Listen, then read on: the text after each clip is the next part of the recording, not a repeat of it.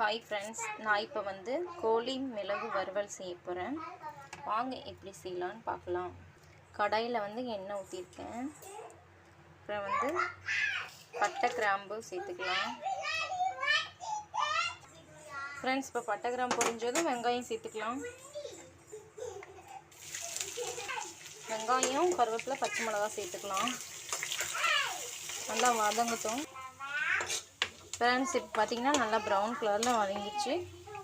இப்போ வந்து ஒரு தக்காளி பழம் சேர்த்துக்கிறேன். கூடவே இஞ்சி பூண்டு பேஸ்ட்டு 2 ஸ்பூனு. நான் வந்து இஞ்சி பூண்டு பேஸ்ட்டு கூட சேர்த்து சின்ன வெங்காயம் 4 சின்ன வெங்காயம் போட்டு அரைச்சிருக்கேன். அது நல்லா டேஸ்ட்டாக இருக்கும். இப்போ வந்து நல்லா வதங்கட்டும். ஃப்ரெண்ட்ஸ், இப்போ பார்த்தீங்கன்னா வெங்காயம், தக்காளி, இஞ்சி பூண்டு பேஸ்ட்டாக நல்லா வதங்கி பச்சை வாசனை போயிடுச்சு. இது வந்து கோழி மிளகு மசாலா வந்து சேர்த்துக்கிறேன். கடையில் வாங்கினது. பெப்பர் பொடி கொஞ்சம் சேர்த்துக்கிறேன்.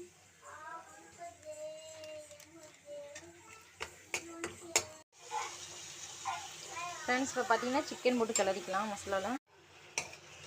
ஃப்ரெண்ட்ஸ், இப்போ பார்த்தீங்கன்னா சிக்கனில் நல்லா மசாலா வந்து கிளறி விட்டாச்சு. இப்போ வந்து மூடி போட்டு வேக வச்சுக்கலாம். தேவையான உப்பு சேர்த்துக்கிறேன். ஃப்ரெண்ட்ஸ், இப்போ பார்த்தீங்கன்னா கொஞ்சம் ஓரளவு வந்துட்டு இன்னும் கொஞ்சம் வேகட்டும். இதில் வந்து நான் தண்ணி சேர்க்காம தான் நான் வந்து பண்ணுறேன். தண்ணி சேர்த்திங்கன்னா அவ்வளோ நல்லா இருக்காது. ஃப்ரெண்ட்ஸ், இப்போ பார்த்தீங்கன்னா எண்ணெய் வந்து நல்லா தெளிஞ்சு லாஸ்ட்டாக கொஞ்சம் பெப்பர் தூள் சேர்த்துக்கலாம். எண்ணெய் நல்லா மேலே வந்துருக்கு பாருங்கள். ஒன் டைம் நீங்கள் வந்து இதே மாதிரி செஞ்சு பாருங்கள் ஃப்ரெண்ட்ஸ், அருமையாக இருக்கும். டேஸ்ட்டு நல்லாயிருக்கும். லாஸ்ட்டாக மல்லி புதினா சேர்த்துக்கிறேன்.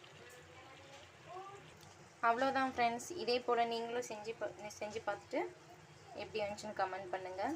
இந்த வீடியோ பிடிச்சிருந்தால் லைக் பண்ணுங்கள், ஷேர் பண்ணுங்கள், ப்ளீஸ் கமெண்ட் பண்ணுங்கள். ஃப்ரெண்ட்ஸ், நான் வந்து லைவ் போடலான்னு இருக்கேன். நீங்கள் வந்து லைவ் பார்ப்பீங்கன்னா எனக்கு கமெண்ட் பண்ணுங்கள். எத்தனை மணிக்கு போடலான்னு கமெண்ட் பண்ணுங்கள். ஓகே ஃப்ரெண்ட்ஸ், பாய்.